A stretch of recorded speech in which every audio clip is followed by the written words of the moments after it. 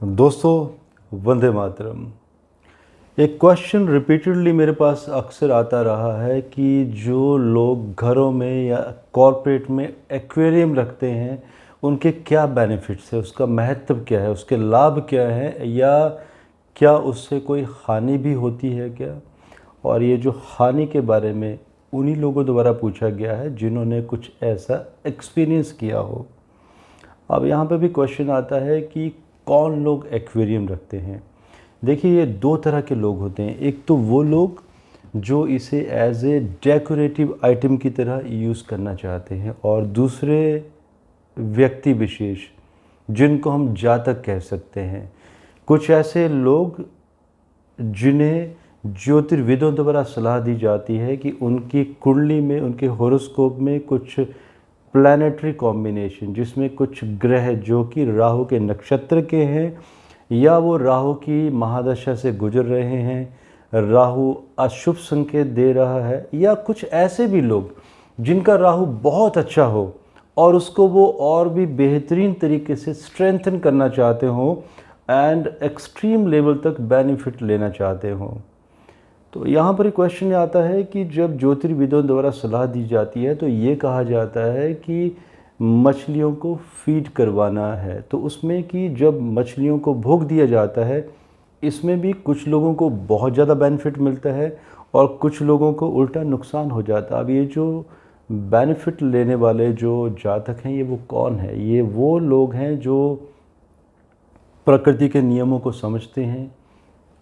Open water जैसे कि river, dam, तालाब, समुंदर, इन जगहों में मछलियों को भोग देते हैं। और कुछ ऐसे व्यक्ति जो कि अपनी सुविधा के लिए, समय बचाने के लिए घरों में ही या अपने कॉर्पोरेट्स में, कंपनीज़ में वहाँ पर एक्वेरियम को इंस्टॉल कर देते हैं ताकि समय बचे और वहीं पर मछलियों को भोग भी दिया जा सके। सो दोस्तों, मेरा ये मानना है कि ये वो लोग हैं जिन्हें बेनिफिट नहीं मिल पाते हैं। आगे मैं बहुत सारे प्रूफ भी देने वाला हूँ आप लोगों को, क्योंकि एक तरफ आप उनको फीड करवा रहे हैं और दूसरी तरफ आप एक ऐसा जीव जो प्रकृति में सबसे ज़्यादा ट्रैवल करने वाला जीव है, आप उसे एक छोटे से एरिया में बांध देते हो, तो कहीं ना कहीं आप पाप के भागीदार भी बनते हैं आप। और ये सिर्फ मछलियों के लिए नहीं है, ऐसे भी बहुत सारे जीव हैं। जैसे कि मैंने अक्सर देखा है लोगों को कि घरों में पिंजरे में पक्षियों को बंद रखा जाता है, या कुछ खरगोश एट्सेट्रा और भी जानवरों को। अब यहाँ पर जो मेरा एक्सपीरियंस रहा है, मैं कॉर्पोरेट एस्ट्रोलॉजर हूँ दोस्तों, और आज भी मैं कुछ मल्टीनेशनल कंपनीज़ या विलास, पेंटा हाउसेस, उनका भी वास्तु करता हूँ। और अक्सर मैंने ऐसा देखा है कि जब भी हम लोग कहीं पर भी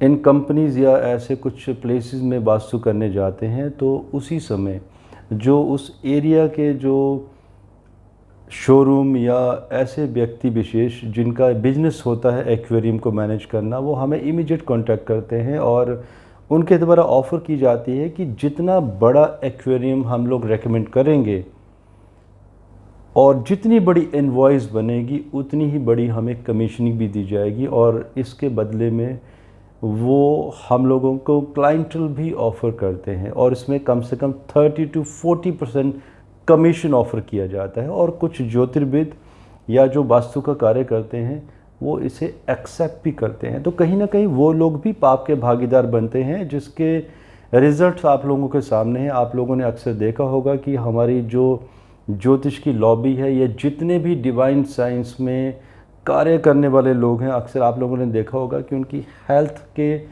बारे में, हेल्थ के हमेशा ही उनके कोई ना कोई विषय बना रहता है। उनको कोई ना कोई हेल्थ डिसऑर्डर चलते रहते हैं डिवाइन साइंस से जुड़े हुए लोगों के।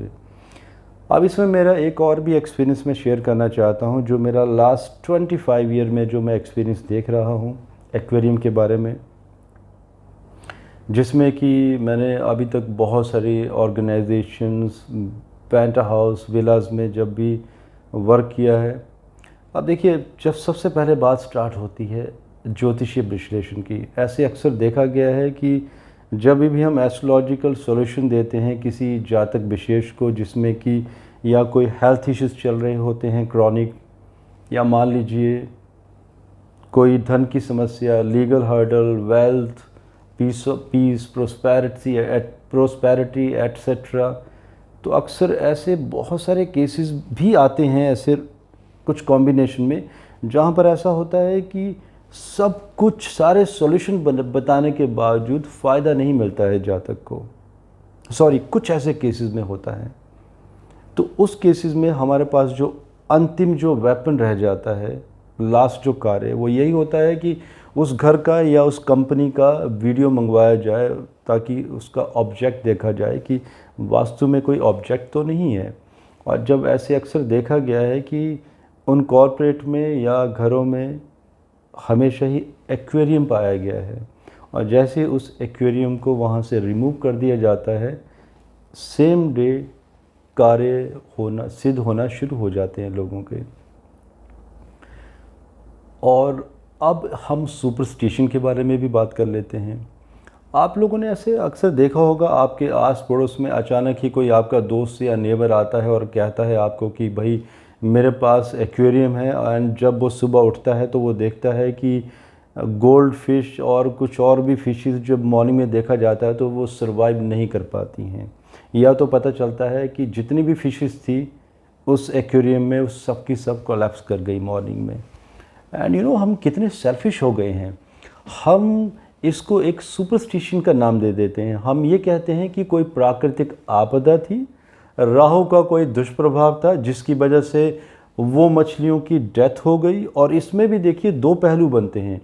एक तो हम इतने सेल्फिश हो गए हैं कि हम अपनी जान बचाने के लिए किसी जीव की जान लेना चाहते हैं, और दूसरा पहलू कि हम इतने सुपरस्टिशन को फॉलो करते हैं, हम ये भी नहीं सोचते हैं कि एक ऐसा जीव जो बहुत ज़्यादा ट्रैवल करता है, जिसका प्राकृतिक आवास नदियाँ एंड समुंदर है, जिसको हमने बांध के रख दिया है एक छोटे से एक्वेरियम के अंदर, और ये भी नहीं सोचते हैं कि क्या वो एनवायरनमेंट उसको सूट भी कर रहा है या नहीं कर रहा है, या उस एनवायरनमेंट वो सूट नहीं किया, उसकी वजह से उसकी डेथ हो गई।